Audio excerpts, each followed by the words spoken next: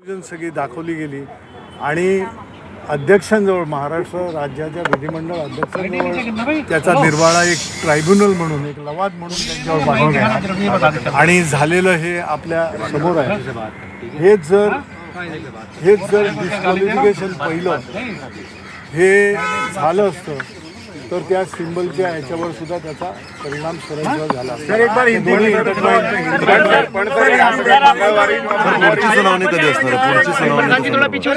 पुढची सुनावणी ही बहुतेक मंगळवार किंवा येत्या बुधवारी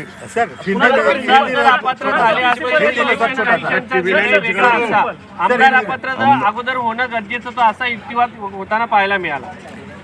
निश्चितच, कारण त्यांनी 21 जूनपासून जे केलेलं त्यांचं कृत्य होतं त्या आमदारांचं, ज्यांनी पक्षांतर बंदी कायदा तोडून त्यांचं कृत्य त्याद्वारे ते अपात्र त्याच वेळेला ठरत होते आणि त्यामुळे ते अपात्र करणं हे पहिलं गरजेचं होतं, जे स्पष्ट होतं.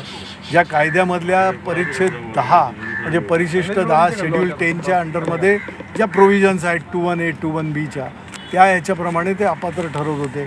ते अपात्र ठरवले असते त्याच वेळेला तर इलेक्शन कमिशनचा सिंबलचा निर्णय हा त्या प्रकारे होऊच शकला नसता जो 17 फेब्रुवारी 2023ला दिला गेला. त्यामुळे या गोष्टी ज्या झाल्या आहेत या चुका कोर्टाच्याही समक्ष नजरेस आणून दिलेल्या आहेत आमच्या वकिलांनी आणि या चुका त्यांच्याबद्दलचे जे काही न्यायाधीशांनी विचारायचे प्रश्न होते त्याला अगदी समर्पक आणि ठाम व्यवस्थितरित्या उत्तरं आज कपिल सिब्बल आणि कामत यांनी दिली. हिंदी में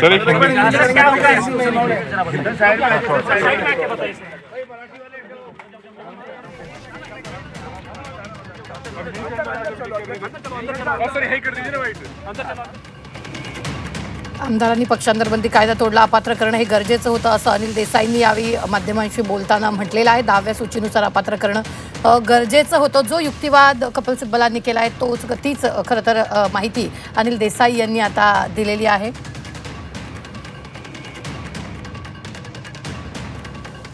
सॉरी सर, आता पुन्हा कपिल सिब्बलच युक्तिवाद करतील कारण त्यांच्यासाठी किती वेळ बाकी राहिला आहे? बघा, आज सुद्धा जवळजवळ एक सव्वा तास. एक तासाचा अवधी झाला, पण ठीक आहे. आता हा युक्तिवाद पुढे मंगळवार किंवा येत्या बुधवारी ज्या वेळेला कोर्ट डेट देईल त्याप्रमाणे युक्तिवाद सुरू राहील आणि मला वाटतं बुधवारी व्यवस्थित वेळ मिळाला तर युक्तिवाद आमचा पूर्ण होऊ शकतो. म्हणजे तुम्हाला आणखी 2 दिवस युक्तिवादासाठी अपेक्षित आहेत?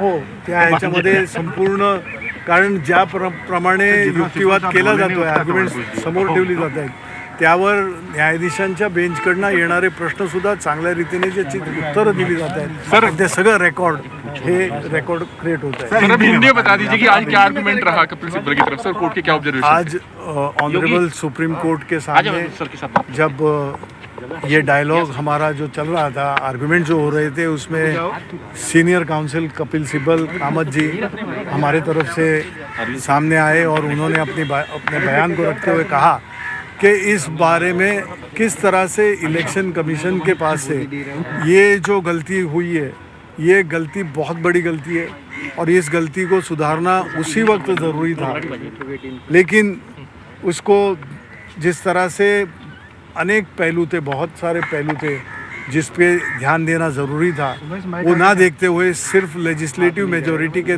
नाम पर इसका डिसीजन कर दिया गया. डिस्क्वालिफिकेशन ऑफ लेजिस्लेटर्स जिन्होंने जो पार्टी का डिफेक्शन जो किया हुआ था पार्टी से, उस डिफेक्शन के बारे में उसी वक्त उनके साथ में under 21A 21B of schedule 10 उनके ऊपर एक्शन होनी ज़रूरी थी. वो डिस्क्वालिफिकेशन होता वहीं पे उसी वक्त, तो इलेक्शन कमीशन का डिसीजन भी इस तरह से बिल्कुल आता ही नहीं. इलेक्शन कमीशन की जो जिम्मेदारी थी कि जो उन्होंने ओरिजिनल पार्टी और लेजिस्लेचर पार्टी में फ़र्क करना बहुत ज़रूरी था वो उन्होंने किया नहीं.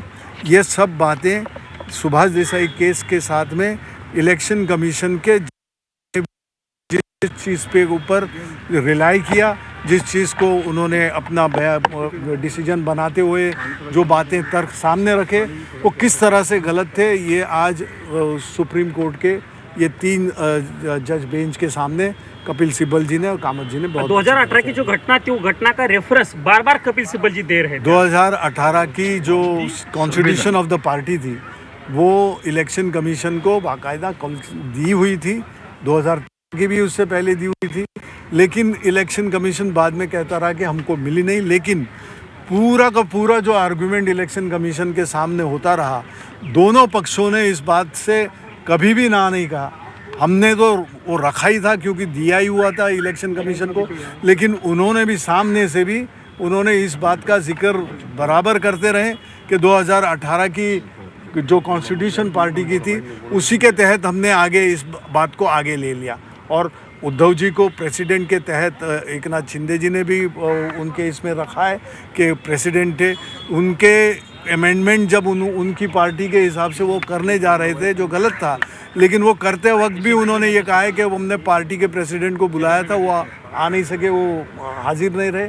तो ये सब बातें इलेक्शन कमीशन के सामने होते हुए भी इलेक्शन कमीशन से ये उम्मीद नहीं थी कि इस तरह का सिंबल ऑर्डर उन्होंने जिस तरह से किया था वो बिल्कुल गलत था। ये सब बातें हमारे बहस के दरमियान कपिल जी ने और कामत जी सिंबल और पार्टी एकनाथ जी को दिया, जो जिस तरीके से दी थी उसका फायदा उन्होंने उठाया, ऐसा भी कपिल सिब्बल ने कहा, क्योंकि उनका कहना यह था कि अपात्रता का निर्णय पहले होना चाहिए।